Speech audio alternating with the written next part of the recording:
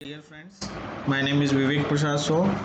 I am working as assistant professor in Textile Technology Department of MLB Textile and Engineering College, which is located in Bhilwara, Rajasthan.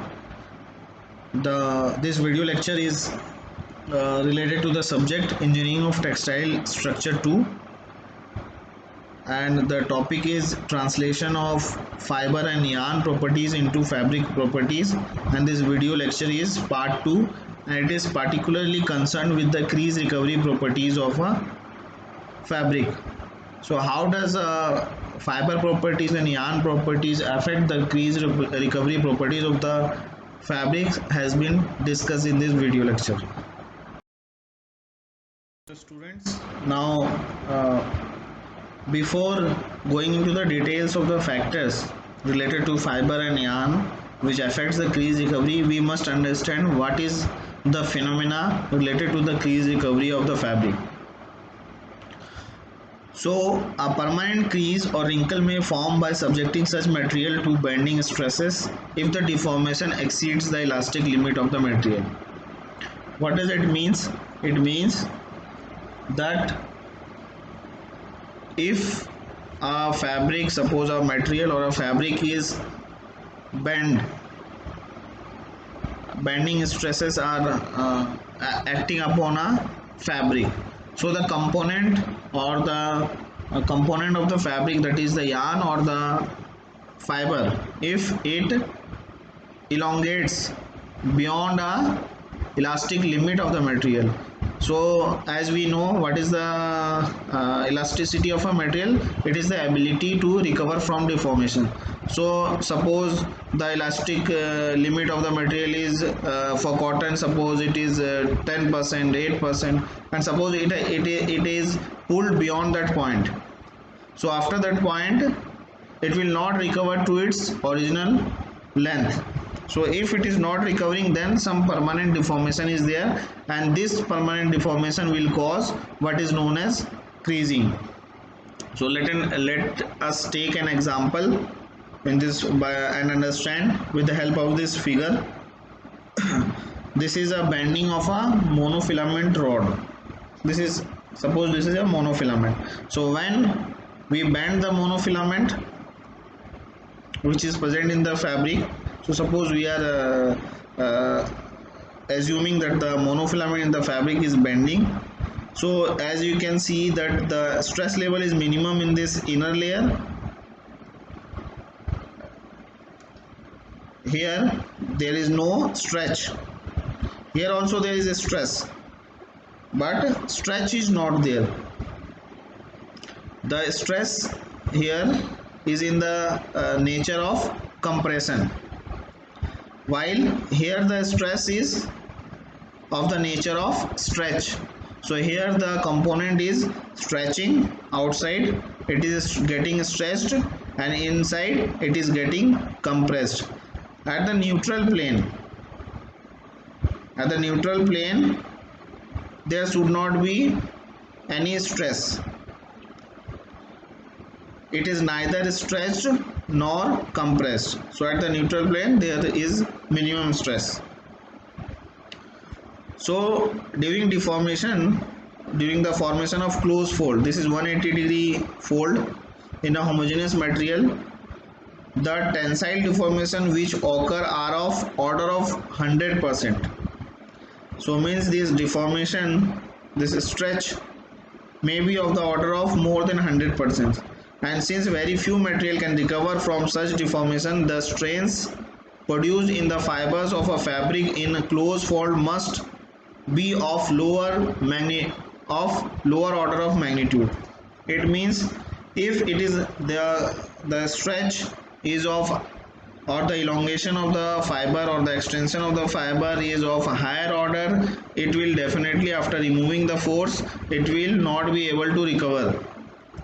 And if it is not able to recover, then there will be a permanent deformation of the fabric, means the fabric will remain bent. That is what is crease.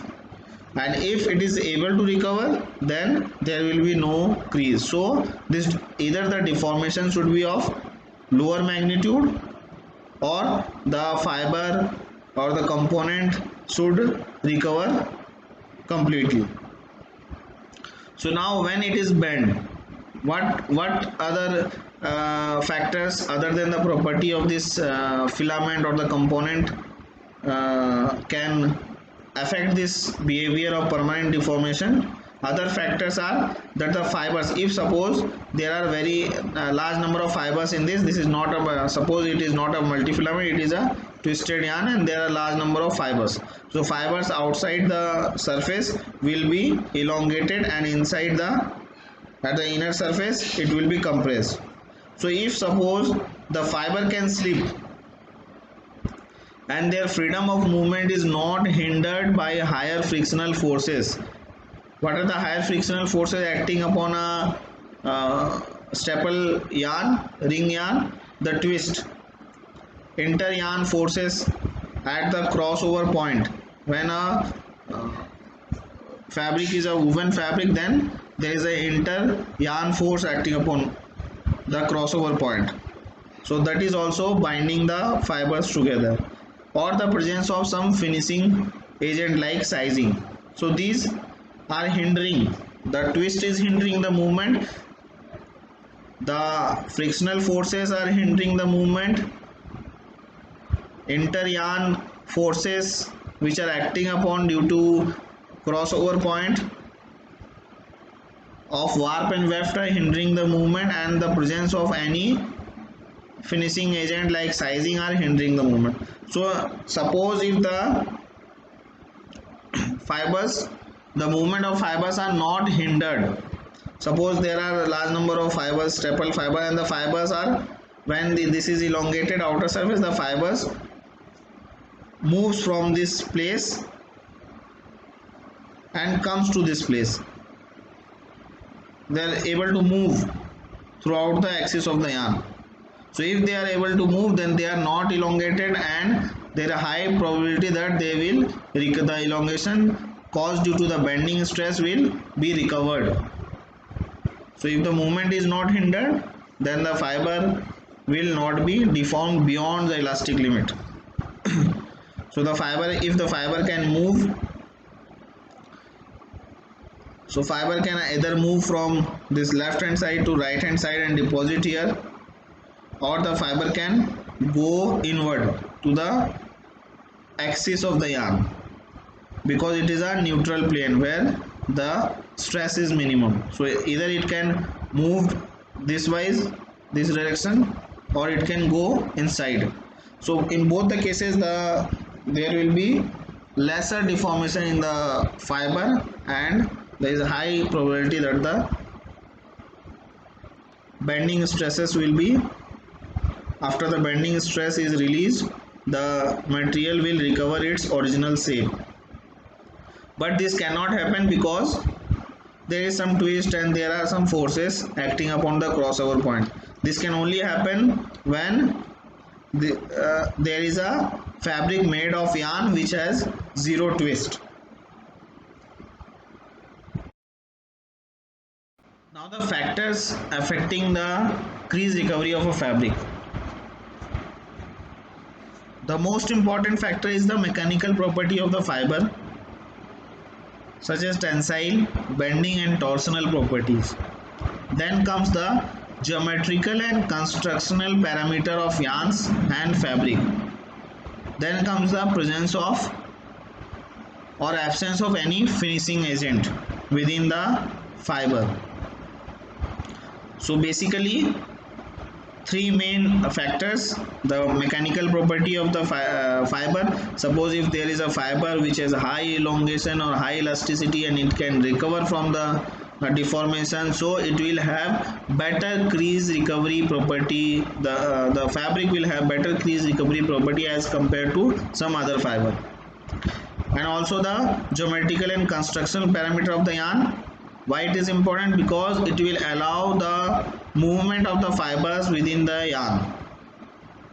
So if the, suppose the structure is very compact and it is not allowing any movement, suppose the yarn is sized, completely sized yarn, and it is not allowing any movement of the fiber within the yarn structure, then the fiber will be stretched beyond its elastic limit and there will be permanent creasing in the fabric. So these factors are important. For example, the textile among the commonly used textile fiber, linen is very poor in creasing. Why it is very poor in creasing? Because it has high degree of orientation of cellulose present in the fiber.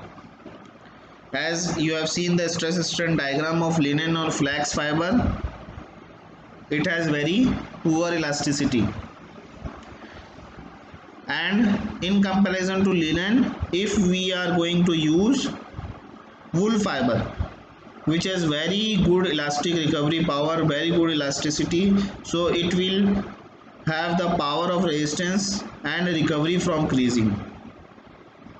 So the fiber which is higher elasticity and higher power to recover from deformation will be suitable for a fabric with good a fabric with lower crease recovery.